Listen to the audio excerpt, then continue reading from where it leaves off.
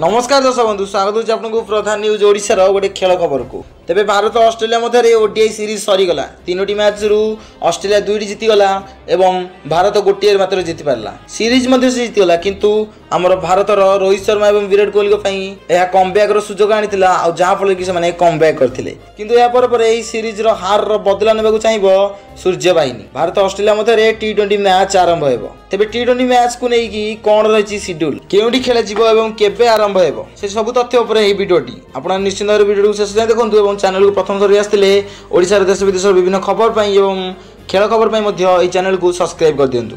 ते भारत ऑस्ट्रेलिया टी20 series October 29 तारिख में कानबेरार प्रथम मैच सहित आरंभ हेबो। सूर्य कुमार यादव टी20 सीरीज रे भारतीय दलर नेतृत्व नेबे।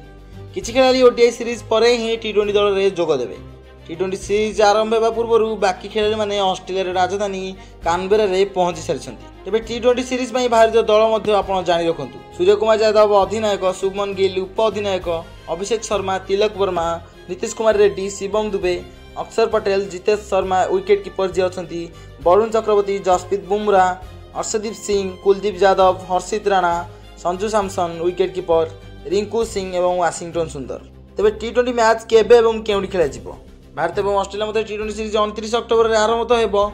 यह सीरीज शेष मैच नवेम्बर 8 खेल।